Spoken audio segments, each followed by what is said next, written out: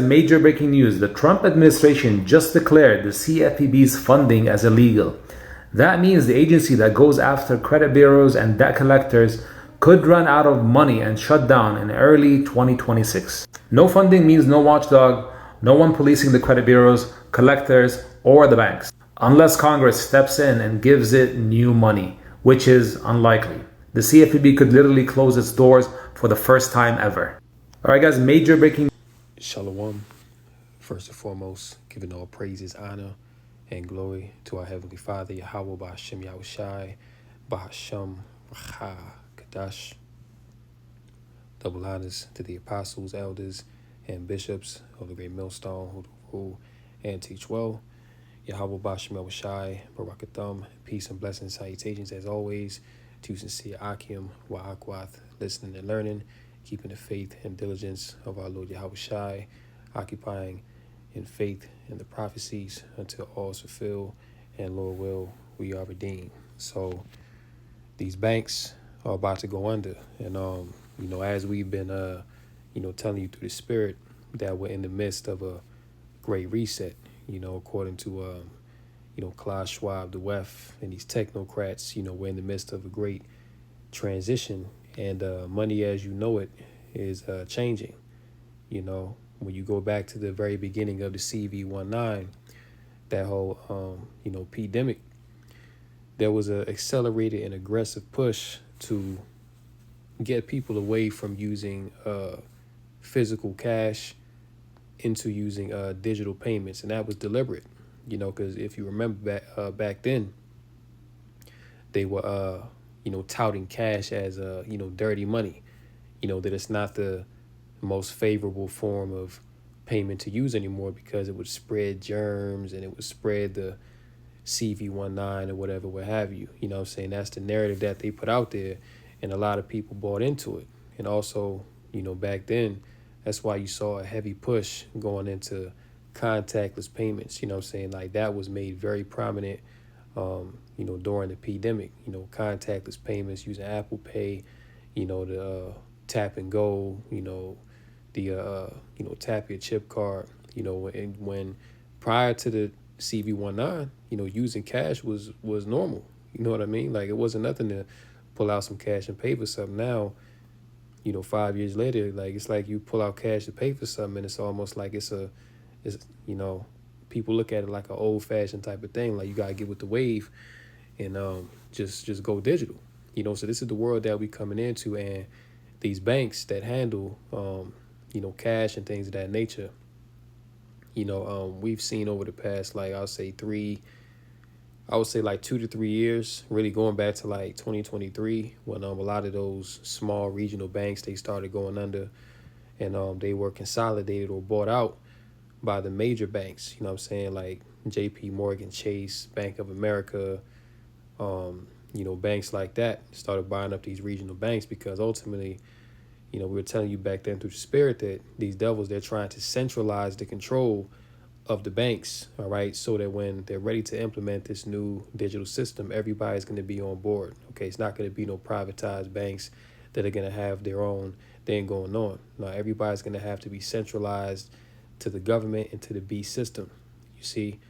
So fast forward to today, people getting locked out of their bank accounts, people not being able to access their money. And this is becoming more and more prominent. Scams and things of that nature are at an all-time high. People really getting their whole bank accounts cleared out. And what do you think the solution to all these mishaps, which they allow, by the way, right? Because nothing's being done about these things. But it's being allowed because there's an agenda at play here. And the ultimate end is to get you to take that RFID microchip, all right? All roads lead to the MOTB. So everything that these devils got going on right now, it's a concerted effort. It's a aggressive push to herd the population into the way of digital, getting accepting a digital ID and eventually taking it underneath the skin. That's ultimately what the end goal of all of this is. All right, so we're going to get into this, tap into this a little bit. Epic economists, banks are suffering big outages. All right, and we've brothers have been going into it this year. You know what I'm saying? Because there's been a lot of cyber attacks going on. It's been a lot of strange activity, like things just going out. We know at some point these devils are gonna go lights out. There's gonna be a huge, cyber attack that's gonna knock out the grid, knock out the banks, and from that they're gonna reset. All right, so yeah, let's tap into this, and Lord willing, this lesson is edifying. Things are really getting crazy with the banking system right now. I mean, people are waking up and finding their accounts showing zero balances. Their cards are declining for no reason, and the banks are scrambling for emergency cash in the middle of the night. This isn't normal, and people are starting to panic. I don't know if anybody else is experiencing this right now, but none of my banking apps are working. I can't transfer money. Venmo's not working. Somebody went to McDonald's this morning. They said systems are down at all McDonald's, so you couldn't get food. Show me. Let me see your phone. This is what my phone says when I try to get on my banking app. It says something. So you heard us say McDonald's. Okay, so not only the banks, but fast food, people's workplaces, these things are happening all over.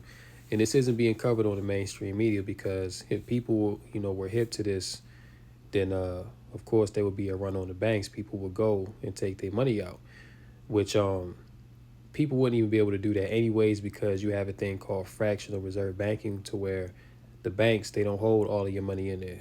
Okay, so if let's say you got 20,000 in the bank and you want to go and take out the whole 20,000, they don't have it.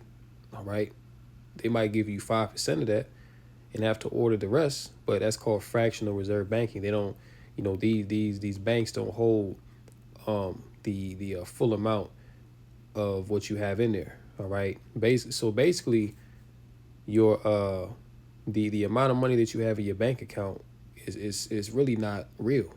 It's really not even real, man. It's basically just a bunch of zeros and ones that they put together, but that you can tap into at your leisure. You know what I'm saying? But if you want to really have that money set in front of you, you can't get it all at one time. All right, they have to order the rest of it. You see what I'm saying? So people's, like the money you have in your bank account really ain't even real. It's just digits, But yeah, like if people were hip to this, they would go make runs on the banks, take the money out, and the banks would collapse overnight, because see, these banks with the fractional reserve banking, they pretty much loan your own money out to you and to other people, to other corporations and things of that nature, and they charge you interest, on that money. All right. So this is an extremely wicked, corrupt system, and people are about to find out real soon that this whole, so-called American dream, well, people are already starting to see it, but people are going to come to the realization that this life is all vanity. All right. Even King Solomon told you that, man. You know what I'm saying? King Solomon came to the conclusion, because he was the wisest man. He had all the women, all the riches and everything. And at the end of it all, he said that it was all vanity. Okay, because one day you're going to die, you're going to leave it behind, and it's going to be left to somebody else, man. So this is why you're not supposed to get attached to this world, because, you have Jake talking about building generational wealth and you want to pass it down. This is not our kingdom, bro. You know what I'm saying? Like we don't have a continuing city here as it is written. You know what I'm saying? Like our kingdom to come, then we'll have generational wealth. You know what I'm saying? But you cannot build generational wealth and stability in a system that was built on wickedness, corruption, and instability. It simply makes no sense. All right. So, we show you these things, man, to show you that the hope of Babylon is vain. All right. Trusting in your oppressor is vanity, man, because at the end of the day, all these people that bought into the system, like, you know what I'm saying? You don't went to college, you don't got a degree. That's turning out to be BS, because can't nobody get a job. You know what I'm saying? There are no jobs available. AI and robots are taking everything over. You know what I'm saying? People getting laid off like there's no tomorrow. Businesses are closing down. All right. So what good is a college degree when there's no work available? You know what I'm saying? You basically went and got yourself in debt for no reason. You see? And this is why Klaus Schwab told you, the former head of the WEF, that we must prepare for a more angrier world, because the more that this world begins to break down and people see that their hopes and dreams, there was nothing in it, that's going to cause people to crash out and be like, you know what, F it, all right? Because, you know, I done put all my time, I done put all my hope and dreams into this place, and it turns out that it was really a vain imagination.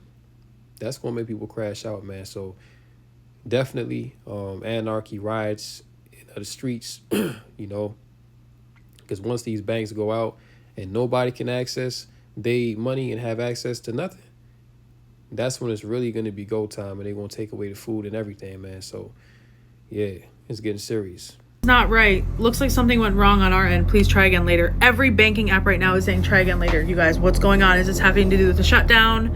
Is this something like, what's going on with the banks? I'm freaking out. I'm low-key freaking out. High-key freaking out. So it's payday. I pulled into Costco to get my mom's prescription and to pick up some groceries because I'm running pretty low on some things. And I decided to check my bank account beforehand. And my paycheck is not in my account. So I called payroll. They said, well, we deposited your paycheck. It should be in your account. So I called the bank, and the online banking says that my account balance is zero, which is not what my banking app tells me. It's telling me I have the same balance as yesterday. So I called the bank, and I am on hold and on hold and on hold. And then they're like, hey, we'll call you back if you press 1, because I still need to get mom's prescription. So I press 1, and now I'm on a callback list. And I'm trying not to freak out. So if you bank with Bank of America, are you having issues too? Could you please let me know? We were in the middle of grocery shopping when we found out that our bank had an outage.